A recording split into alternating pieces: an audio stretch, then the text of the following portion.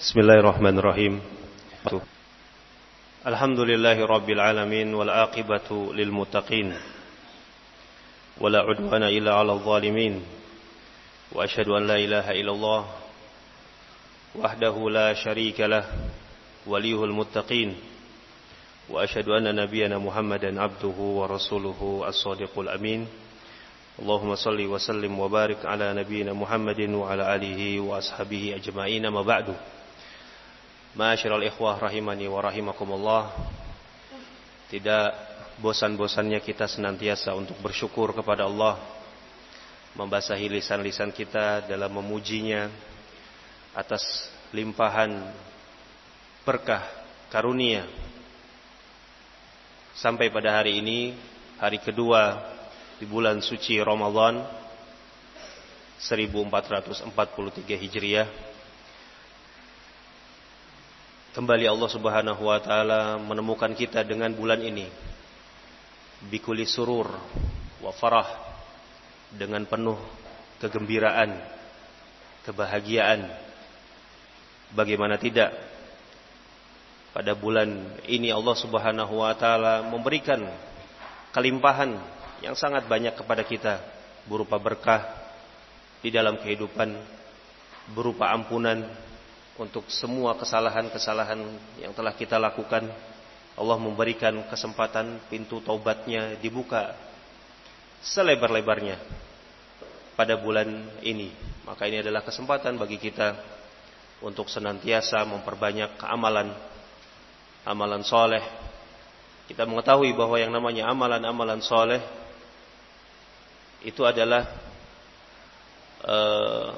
islah wadawa lil qulub wal abdan, memperbaiki obat bagi hati-hati kita, bagi jasmani kita, bahkan seperti ibadah puasa. Ini adalah tamrin lil abdan, latihan untuk badan-badan kita. Tidaklah Allah Subhanahu wa taala memerintahkan kita untuk berpuasa, di antara salah satu hikmahnya adalah supaya tubuh kita ini sehat.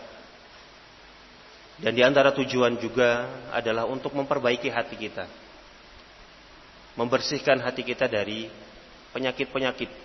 Bukan hanya puasa, sholat, zakat, tilawatul Quran, dan yang selainnya dari amalan ibadah. Secara tidak langsung itu akan memperbaiki hati-hati kita. Dan pada kesempatan yang mulia kali ini, di antara salah satu wasilah untuk memperbaiki hati-hati kita, islahul qulub wa dawa'uha, memperbaiki dan mengobati hati ini adalah kita membaca, mengkaji ilmu. Di hadapan kita pada hari ini insyaallah apa yang akan kita baca salah satu dari karangan imam-imam muslimin ahlu sunnah, penjelasan dari kitab Madhi Bani Ja'ian. Ini adalah salah satu dari cara mengobati hati secara langsung. Kita mengetahui bahwa amalan soleh secara tidak langsung itu bisa memperbaiki hati, dan ini adalah salah satu cara untuk memperbaiki hati itu secara langsung. Membaca, mengkaji kitab-kitab atau ilmu-ilmu yang mempelajari tentang penyakit-penyakit hati dan bagaimana jalan keluar atau obatnya. Nah,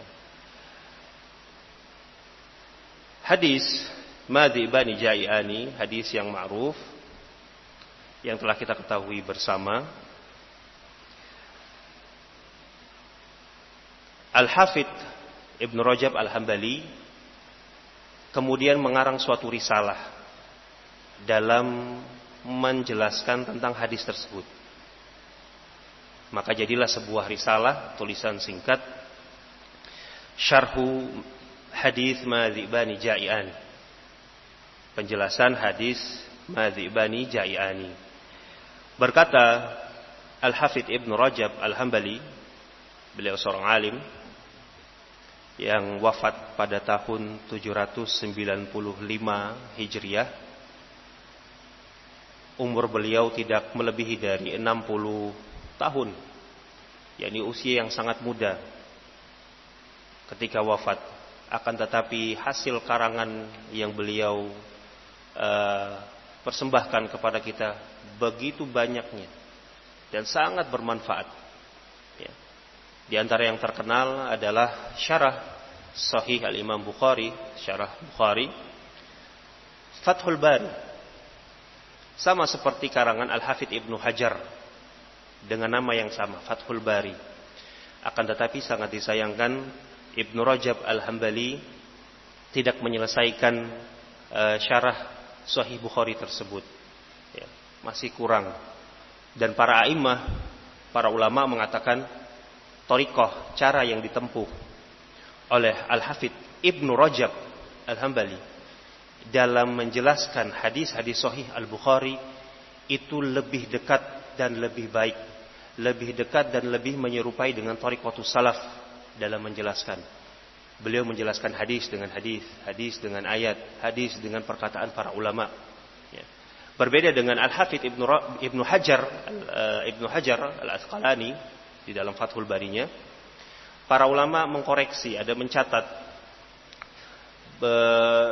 beberapa kesalahan yang ditemukan di dalam Fathul Bari karangan Al-Hafidz Ibnu Hajar, terkhusus dalam permasalahan al-asma' wa sifat. Tetapi min haitsul umum, secara umum, kedua syarah ini adalah syarah yang besar, kitab yang sangat agung, yang sangat besar dalam menjelaskan hadis-hadis Nabi Sallallahu Alaihi Wasallam. Di antara karangan Al-Hafidz Ibnu Rajab Al-Hambali yang kita kenal juga adalah beliau mensyarah hadis Al-Arba'in An-Nawawiyah. Setelah menyempurnakannya menjadi 50 hadis, kemudian beliau mensyarahnya dengan menjadi sebuah kitab yang sangat bagus, Jami'ul Ulum wal Hikam, Syarah Al-Arba'in An-Nawawiyah. Ini juga beliau mensyarah setiap hadisnya, yang mana setiap syarah hadis tersebut, satu hadisnya itu pantas untuk dijadikan risalah seperti ini. Sebuah risalah, satu hadis dijelaskan dengan panjang lebar, pantas untuk dijadikan sebuah risalah seperti ini. Sama apa yang di hadapan kita, beliau mensyarah hadis ini dengan panjang lebar, insyaallah yang akan kita baca. Semoga apa yang akan kita lakukan ini mendapat rahmat dan berkah dari Allah Subhanahu wa taala, memberikan keberkahan di dalam ilmu kita dan amal kita. Berkata beliau rahimahullahu taala, qala Al-Hafidz Ibnu Rajab Al-Hambali, Bismillahirrahmanirrahim. Beliau memulai risalahnya dengan basmalah, iqtidaan bi kitabillahi wa sunnati rasulillahi sallallahu alaihi wasallam wa amali salaf. Untuk mencontoh Al-Quran. Al-Quran dimulai dengan bismillah setiap suratnya, kecuali satu surat, yaitu surat Al-Bara'ah. Demikian pula amalan Rasul sallallahu alaihi wasallam. Beliau menulis risalah rasail dengan memulai dengan lafaz basmalah. Kemudian pula ini mencocoki amalan para salaf, para ulama salaf. Mereka mengarang tulisan-tulisan dan memulai dengan bismillah. Qala bismillahirrahmanirrahim. Alhamdulillahi rabbil alamin. Wassallallahu ala sayyidina Muhammadin wa alihi wa sahbihi ajma'in. Wa sallama tasliman katsiran ila yaumiddin. Alhamdulillahi rabbil alamin. Segala puji hanya untuk Rabbul alamin, Allah Subhanahu wa taala. Salawat, Allah bersalawat kepada sayyid kami Nabi Muhammad alaihi salatu wassalam, kepada keluarga beliau, para sahabat beliau, serta Allah Subhanahu wa taala memberikan keselamatan dengan keselamatan yang banyak sampai hari kiamat. Di sebagian nuskhah dari risalah ini penyebutan selawat tanpa salam. Ya. Ini apa yang kita baca ini setelah mendapatkan tashih, yakni koreksi, ditambahkanlah lafaz wasallam. Di sebagian nuskhah tidak disebutkan alhamdulillahi rabbil alamin wassallallahu ala sayyidina Muhammadin wa ala alihi wa sahbihi ajma'in, tanpa lafaz salam. Ya. An-Nawawi rahimahullahu taala menyebutkan hukum. Apa hukumnya mengucapkan salat kepada Nabi tanpa mengucapkan salam? Tanpa mengucapkan salam. Beliau mengitlakkan, yakni menghukumi secara keseluruhan bahwa bersolawat kepada Nabi tanpa mengucapkan salam atau mengucapkan salam kepada Nabi tanpa mengucapkan salawat, ya, yang biasa kan kita amalkan adalah menggandengkan antara lafaz solat dengan lafaz salam. Sallallahu alaihi wasallam. Apa hukumnya tanpa mengucapkan salam, sallallahu alaihi, demikian, atau mengucapkan salam tanpa solat? Naam. Menyebutkan salah satu dan tidak menyebutkan yang lainnya. An-Nawawi di dalam syarah Sahih Muslim, beliau juga mengintiqad, yakni mengkoreksi apa yang dilakukan oleh Al-Imam Muslim di dalam kitabnya Sahih Muslim. Al-Imam Muslim di sebagian tempat di dalam kitabnya Sahih Muslim menyebutkan lafaz salat tanpa lafaz salam. Ya. Beliau menyebutkan di sini, yungkaru ala muslimin rahimahullah kaunuhu iqtasara ala salati ala Rasulillah duna taslim. Al-Imam Muslim rahimahullah diingkari. Beliau menyebutkan lafaz salat dalam. Naam.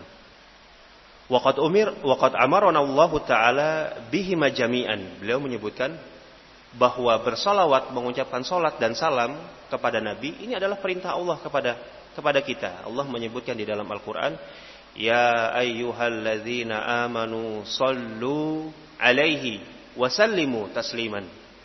Wahai orang-orang yang beriman, bersalawatlah, ucapkanlah salawat kepada Nabi dan salam, ya, sallimu, dan ucapkanlah kesempurnaan salam kepadanya. Nah, maka barang siapa yang mengucapkan salat tanpa mengucapkan salam atau kebalikannya, secara mutlak, kata An-Nawawi, ini hukumnya makruh. Secara mutlak ini hukumnya makruh. Maksudnya secara mutlak, apakah dia menyebutkannya dengan sengaja ataukah dia menyebutkannya karena lupa. Nah, tetapi Al-Hafidz Ibnu Hajar rahimahullah menyebutkan bahwa hukum makruh ini, ya, benar, hukumnya memang makruh, tapi hukum karohah di sini ini apabila ini menjadi kebiasaannya. Seseorang ketika mengucapkan sholawat tanpa menyertakan salam dan dia membiasakan seperti ini hukumnya makruh. Akan tetapi kalau lupa, nah, maka itu tidak mengapa. Itu tidak mengapa, tidak makruh, tidak dibenci. Bahkan An-Nawawi sendiri di beberapa kitabnya beliau melakukan hal yang sama. yakni atas dasar lupa mengucapkan salat tanpa mengucapkan salam. An-Nawawi itu sendiri. Seperti di dalam kitab beliau, di antara salah satunya adalah At-Taqrib wa Taisir. At-Taqrib wa Taisir ini kitab tentang mustalahul hadis, ya, yang disyarah oleh Asy-Syuyuti menjadi Tadribur Rawi. Ini kitab yang ma'ruf lada thalabul ilm. Naam. Walhasil Ibnu Hajar mengatakan kalau dia lupa mengucapkan salat tanpa salam kepada Nabi, maka itu tidak hukumnya makruh. Karena terkadang kita melakukan, ya, apalagi kalau kita mengucapkan sholawatnya ini agak panjang, ya. Seperti kita misalnya mengucapkan sallallahu ala nabiyyina Muhammadin wa ala alihi wa ashabihi ajma'in. Lupa mengucapkan salam. Ya. Nah, dari sini, dari poin seperti ini para ulama menegaskan, kalau terutama lagi sholawat apalagi yang panjang, segera ucapkan salam. Sallallahu alaihi wasallam atau sallallahu wasallam. Sallallahu wasallam ala nabiyina Muhammadin wa ala alihi wa ashabihi ajma'in. Demikian. Nah, agar tidak terjatuh kepada kesalahan tersebut. Baik, setelah menyebutkan hamdalah, bismillah, dan kemudian hamdalah dan salawat kepada Nabi, disebutkan qala Syekhul Imam Al-Alim Al-Allamah Syekhul Islam Baqiyatus Salaf Al-Kiram Zainuddin Abul Faraj Abdurrahman Ibn Syekh Al-Imam Shihabuddin Ahmad Syekh Al-Imam Ibn Rajab Al-Baghdadi Al-Hambali rahimahullah. Nah, ini nama beliau dan laqab beliau, julukan. Ya. Beliau diberi julukan Zainuddin, kunyahnya Abul Faraj. Nama beliau Abdurrahman ibnu Ahmad ibnu Rajab Al-Hambali Al-Baghdadi. Beliau berasal dari Baghdad. Al-Hambali ini adalah mazhab beliau. Beliau termasuk dari para a'immah, imam dari mazhab Al-Hanabilah Al-Hambali. Nah, adapun Rajab itu adalah laqab untuk kakek beliau. Kakek beliau diberi laqab atau julukan Rajab. Dikatakan kenapa diberi julukan Rajab? Karena lahir di bulan Rajab. Wallahu a'lam bissawab. Beliau mengatakan, qala kharrajal imamu Ahmadu wan Nasa'i wa Tirmidzi wa Ibnu Hibban fi sahihi. Telah dikeluarkan yakni hadis ini oleh Imam Ahmad. Imam Ahmad di dalam musnadnya, wan Nasa'i, demikian pula Imam Nasa'i di dalam sunannya, dan At-Tirmidzi juga di dalam sunannya, dan Ibnu Hibban di dalam sahihnya. Hadis yang sahih dari sahabat Ka'ab bin Malik, sebagaimana nanti insyaallah akan kita sebutkan.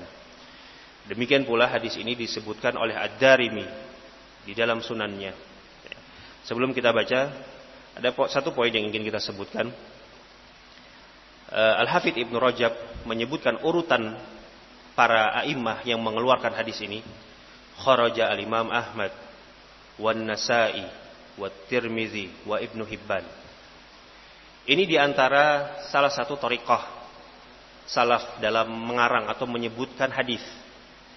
Ya, sebelum menyebutkan hadisnya, disebutkan dulu siapa yang mengeluarkan, yang meriwayatkan hadis tersebut. Dan para perawinya yang mengeluarkan hadis tersebut itu ada urutannya. Ada urutan yang ma'ruf di kalangan ahlul hadis, yang enggak sembarangan. Siapa yang disebutkan duluan? Ya. Misal, kalau kita menyebutkan hadis yang diriwayatkan oleh ashab kutubus sittah, 2 sahih Al-Imam Bukhari dan Muslim, kemudian 4 sunan, 6 kitab. Ini disebut dengan kitab induk Ummahat as-Sitt. Kitab induk yang 6. Sahih Bukhari, Sahih Muslim, Sunan Abi Dawud, Sunan Nasa'i, Tirmidzi, kemudian Sunan Ibnu Majah. Bagaimana cara menyebutkan dan mengurutkan para perawi ini, ya, para imam yang mengeluarkan hadis tersebut? Di antara thariqah para ulama, mereka adalah mendahulukan 2 yang sahih. Terkhusus lagi mereka mendahulukan penyebutan Al-Imam Bukhari daripada Al-Imam Muslim. Hadis ini diriwayatkan oleh Al-Bukhari dan Al-Imam Muslim. Kemudian yang setelahnya Abu Dawud, Nasa'i, Tirmidzi, kemudian Ibnu Majah. Nah, kitab yang sahih dulu disebutkan, kemudian yang setelahnya yang sunan. Karena di dalam kutubus sunan, kitab-kitab sunan, itu masih ada di dalamnya kitab yang sahih, ada juga kitab di dalamnya yang dhaif, yang lemah, artinya masih bercampur. Adapun Sahih Al-Bukhari dan Sahih Muslim, sepakat para ulama bahwa hadis-hadis yang terkandung di dalam kedua kitab sahih ini seluruhnya adalah sahih. Hanya sedikit huruf saja yang disebutkan para ulama ini memiliki penyakit. Nah, ini contoh ya. Nah, di sini hadis ini beliau mendahulukan Al-Imam Ahmad. Ya. Setelah itu Nasa'i, kemudian Tirmidzi, kemudian Ibnu Hibban. Di antara thariqah para ulama adalah menyebutkan para imam sesuai dengan waktu wafat beliau. Yakni siapa yang duluan wafat, dialah nama yang disebutkan terlebih dahulu. Al-Imam Ahmad mendahului Nasa'i, mendahului Tirmidzi, dan mendahului Ibnu Hibban. Nah, ya kan? Dan di sini juga para ulama menyebutkan Al-Hafidz Ibnu Rajab mendahulukan penyebutan Al-Imam Ahmad Ibnu Hanbal karena beliau bermazhab Hambali. Ya. Di luar dari keutamaan yang dimiliki oleh Al-Imam Ahmad. dibandingkan dengan yang lain. Al-Imam Ahmad dibandingkan An-Nasa'i, At-Tirmidzi, ini imam yang sangat mulia. Naam. Al-Imam Al-Mubajjal, beliau seorang imam yang banyak menghafal hadis. Disebutkan di dalam Musnad Al-Imam Ahmad, ya, beliau menyebutkan sendiri hadis yang terdapat di dalam Al-Imam Ahmad itu adalah hadis yang telah disaring dari sekitar 750.000 sekian hadis. Beliau mengucapkan di sini perkataannya, qala Al-Imam Ahmad tentang musnad beliau, hadzal kitab jama'tuhu wantaqaituhu min aktsara min 700,000 wa 50,000. Hadis-hadis kitab ini musnad, ya, musnad Al-Imam Ahmad, hadis-hadis yang terdapat di dalamnya adalah hadis yang telah aku kumpulkan dan telah aku saring, ya, aku pilih lebih dari 750.000 hadis. Lebih dari 750.000 hadis, hampir 1 juta hadis. Nah, ini sesuatu yang, ya, sangat mungkin dilakukan oleh seorang imam yang hafalannya sangat kuat. Walaupun sekian banyak hafalan hadis yang dimiliki oleh Imam Ahmad, tetapi di antara adab beliau ketika menyampaikan hadis, beliau tidak pernah menyampaikan hadis kecuali dari kitabnya. Ini walaupun hafalan beliau terjaga, hafalan yang sangat kuat, beliau tidak menyampaikan hadis dengan hafalan, tetap melihat kitabnya. Ya, ini untuk menjaga hadis Nabi Shallallahu Alaihi Wasallam dari perubahan-perubahan. Abdullah ibnu Ahmad, anak beliau, Abdullah ibnu Al-Imam Ahmad, beliau mengatakan, qala li Abu Zur'ah. Abu Zur'ah pernah bertanya kepadaku, kepada Abdullah, anak beliau, anak Al-Imam Ahmad. Abu Zur'ah imam di antara ahli hadis. Abu Zur'ah mengatakan, abuka yahfadhu alfi hadithin. Wahai Abdullah, ayahmu, yakni Al-Imam Ahmad, dia menghafal, ya, 1000 hadis. Maksudnya 1000 hadis, 1 juta hadis. Ya. Ini mengisyaratkan bahwa Al-Imam Ahmad menghafal sungguh banyak dari hadis-hadis Nabi Shallallahu Alaihi Wasallam. Nah, ini Abu Zur'ah ingin cross check. Apakah benar, wahai Abdullah, ayahmu menghafal 1 juta hadis? Subhanallah, 1 juta hadis, ya, yang dihafal itu bukan hanya matannya saja, ucapan nabinya saja, bukan yang dihafal hanya innamal a'malu binniyat wa innamal, bukan, dengan sanadnya, ya.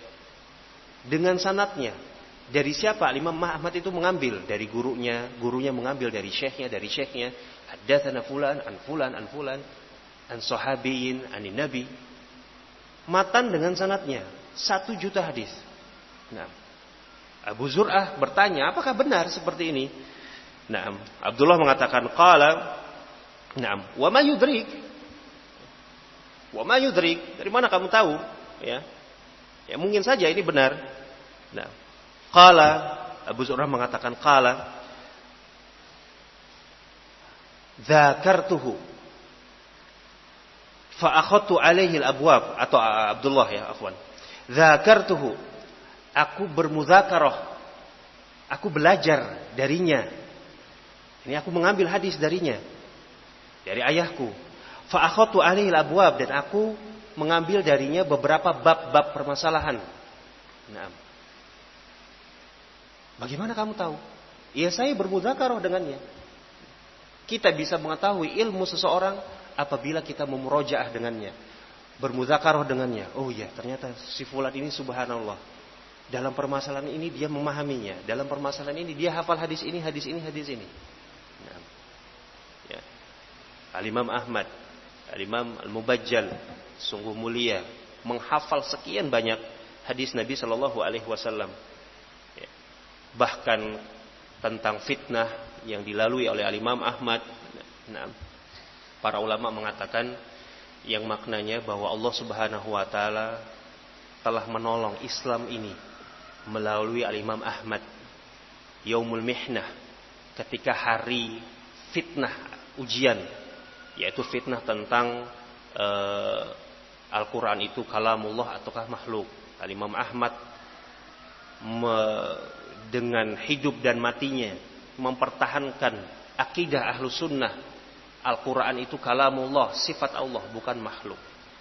Ya. Kembali kepada hadis ini, yakni Al-Hafidz Ibnu Rajab Al-Hambali mendahulukan Al-Imam Ahmad berdasarkan kemuliaannya dibandingkan dengan para mu'alif yang lain dari kalangan alimah, para pengarang kitab hadis. Demikian pula di antara thariqah para ulama menyebutkan para perawi, sebagaimana kita sebutkan adalah berdasarkan wafat mereka. Yang lebih dahulu wafat itulah yang disebutkan. Di sini mungkin ada pertanyaan.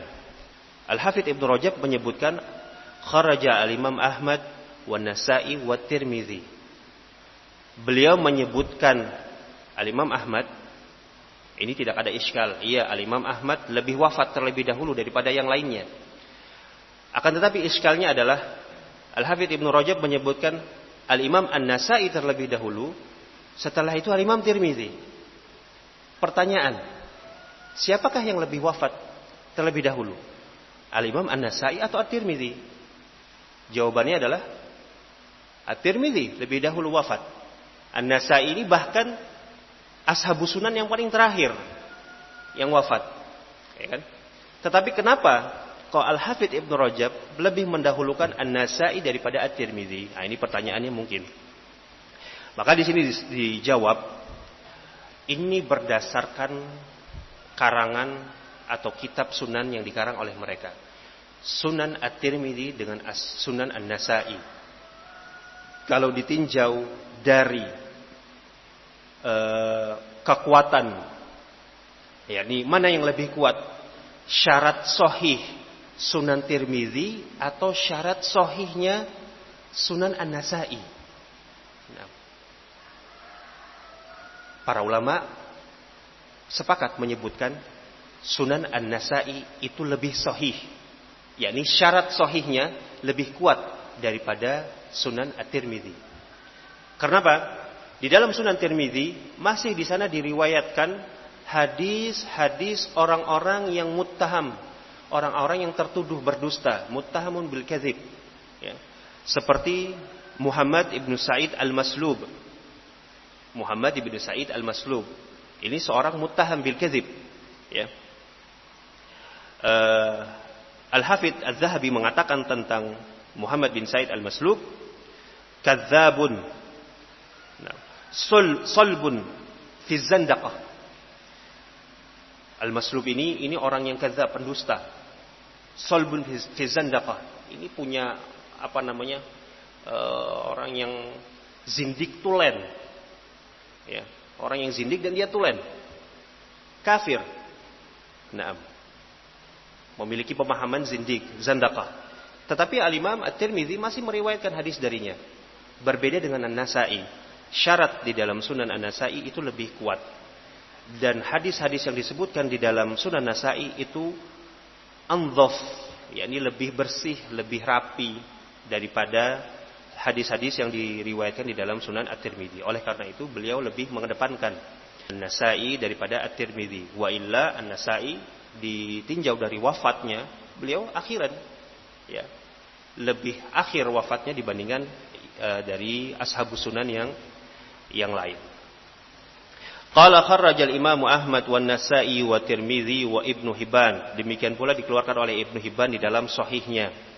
Min hadits Ka'ab bin Malik Al-Ansari, dari hadis Ka'ab bin Malik Al-Ansari radhiyallahu anhu, anna Nabi sallallahu alaihi wasallam qaal ma dhi'bani ja'i'ani ursila fi ghanamin bi afsadalaha. Di dalam riwayat lain disebutkan ursila fi zaribati ghanamin bi afsadalaha min hirsil mar'i 'alal mali wasyarafi lidinihi. Nabi sallallahu alaihi wasallam mengatakan madzibani jai'an. Tidaklah dua ekor serigala yang lapar. Ma Tidaklah di sini ma di sini ma al-Hijaziyah dari kalangan ahlul Hijaz. Ini amalan ma di sini amalan seperti laisa. Dia ini sedikit ilmu nahwu ya. Dia amalnya adalah merofakkan isimnya dan menasabkan khabarnya. Nah, isim ma di sini adalah dzi'bani yang marfu, 2 ekor serigala. Ja'i'ani ini sifat bagi 2 ekor serigala tersebut. 2 ekor serigala yang lapar. Ursila, keduanya diutus, yakni dilepaskan. Ursila ini juga jumlah fi'liyah sebagai sifat. Sifat yang kedua bagi dzi'bani. Dilepaskan kedua ekor serigala tersebut fi ghanamin, fi zaribati ghanamin, di sekumpulan ghanam, kambing, dilepaskan menuju seekor kambing. Bi afsadalaha, afsada di sini adalah khobarnya, khobar dari ma mansub. Nah, al-ba di sini ba zaidah, sifatnya tambahan. Naam, li ta'kid, untuk menguatkan, wasilah sebagai silah. Afsada ini khabarnya. Tidaklah kerusakan yang ditimbulkan dari 2 ekor serigala. Serigala yang lapar, bukan serigala yang kenyang. Serigala yang lapar. Dilepaskan kepada seekor kambing. Kerusakan yang ditimbulkan dari serigala tersebut tidaklah lebih besar, lebih rusak, daripada hirsil mar'i 'alal mali wa syaraf. Kerusakan yang ditimbulkan oleh ambisi, semangatnya seseorang terhadap harta, al-mal, wa syaraf, dan kemuliaan, kedudukan, posisi, jabatan di hadapan manusia. Ambisi mereka manusia terhadap harta dan kedudukan, tidaklah itu lebih merusak untuk agama seseorang daripada kerusakan yang ditimbulkan 2 serigala lapar kepada seekor kambing. Nah, ini permisalan yang sangat agung, nanti insya Allah akan kita baca penjelasannya. Qala Tirmidzi hasanun sahih. Tirmidzi mengatakan ini hadis yang hasan sahih. Nah, hasan sahih, apa maksudnya hasan sahih? Al-Hafidz Ibnu Rajab sendiri di dalam syarah Ilal At-Tirmidzi, beliau menyebutkan apabila At-Tirmidzi mengatakan hadis ini hasan sahih, itu sangat banyak maknanya. Kok bisa sih ada satu hadis, tapi satu hadis tersebut disifati dengan 2 sifat. Ini hadis hasan dan ini hadis sahih. Apa maksudnya hadis hasan sahih? Nah, sekian banyak. Beliau menukilkan belasan dari tafsir para ulama apa maksudnya ketika Tirmidzi mengatakan hadis hasan sahih. Ya. Di antara pendapat yang lebih mudah untuk dipahami bagi kita, maksudnya kata Al-Hafidz Ibnu Rajab adalah ditinjau apabila hadis tersebut memiliki 2 jalan, ya, satu hadis tapi memiliki 2 jalan, berarti maksud hadis hasan sahih, satu jalannya hasan, satu jalannya sahih. Demikian maksudnya, paham ya? Karena yang namanya sahih itu berbeda dengan hasan. Sahih itu tingkatannya di atas. Hadis sahih tingkatannya di atas daripada hadis hasan.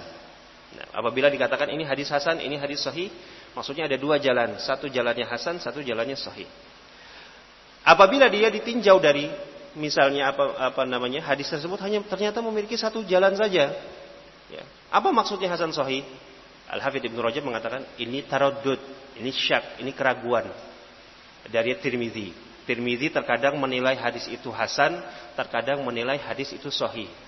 Ya, ini maksudnya. Tapi wallahu a'lamu bishawab. Al-Imam Tirmidzi sendiri pun tidak menjelaskan perkataan beliau ini. Tidak didapati dari sekian banyak kitab beliau maksudnya hasan sahih itu ini. Tidak disebutkan. Naam. Jadi wallahu taala alam bishawab. Kita kembalikan kepada istilah beliau. Qala wa ruwiya min wajhin akhar 'an Nabi sallallahu alaihi wasallam min hadis Ibnu Umar wa Ibnu Abbas wa Abi Hurairah wa Usamah bin Zaid wa Jabirin wa Abi Sa'id al-Khudri wa Asim bin Adi al-Ansari. Hadis ini juga diriwayatkan melalui jalan yang lain. Ya. Ibnu Umar, Ibnu Abbas, Abu Hurairah, Usamah bin Zaid, Jabir, Abu Sa'id al-Khudri, Asim bin Adi al-Ansari. Ini disebut dengan syawahid al-hadis. Ini disebut dengan syawahid, penguat-penguat hadis. Qala wa qad dzakartuha kullaha. Aku telah menyebutkan semua jalan hadis ini. Wal kalamu 'alaiha fi kitab syarhi at-Tirmidzi. Dan penjelasan tentang hadis tersebut aku sebutkan di dalam syarah Tirmidzi. Nah, Al-Hafidz Ibnu Rajab Al-Hambali selain mensyarah kitab Sahih Al-Bukhari, ya, yang mana kitab Fathul Bari Ibnu Rajab ini adalah kitab yang sangat besar, sangat bagus. Beliau juga mensyarah kitab Al-Jami' dari Al-Imam Tirmidzi. Akan tetapi para ulama mengatakan kitab tersebut mafqud, ma'dum. Yang ini tidak didapatkan, hilang. Wallahu alam entah di mana, ya. Kalaulah didapatkan kitab syarah Tirmidzi yang disyarah oleh Al-Hafidz Ibnu Rajab Al-Hambali, maka ini adalah merupakan suatu kitab yang sangat besar. Kitab yang sangat bagus menjadi rujukan dalam memahami hadis Nabi. Ya. Dan para ulama memuji dengan pujian-pujian yang tinggi. Apa maksudnya? Apa buktinya? Oh, ini kitabnya nggak ada. Kok bisa dipuji dengan pujian yang sangat besar seperti itu? Ada buktinya. Buktinya adalah potongan dari syarah Jami' Tirmidzi. Jadi Jami' Tirmidzi itu memiliki beberapa susunan kitab. Nah, bagian depannya itu hilang. Ya, inti kitab dari Tirmidzi, syarah Tirmidzi itu hilang, tidak didapati. Nah, inilah yang dimaksudkan oleh para ulama. Ini adalah kitab yang sangat besar kalau didapatkan. Buktinya adalah bagian akhir dari Jami' Tirmidzi itu ada. Dan telah dicetak berulang kali, bahkan ditahqiq oleh para ulama, beberapa para ulama. Itulah yang kita kenal dengan Syarah Ilal At-Tirmidzi. Syarah Ilal At-Tirmidzi sekarang dicetak 2 jilid. Naam. Dan ditahqiq beberapa perbedaan tahqiq oleh para ulama. Nah, di antara yang paling bagus tahqiqnya disebutkan oleh Syekh Abdul Karim Al-Khudair adalah tahqiq Nuruddin. Para ulama melihat potongan dua jilid akhir dari bagian kitab Jami' Tirmidzi ini, subhanallah, syarah yang sangat bagus sekali. Ya.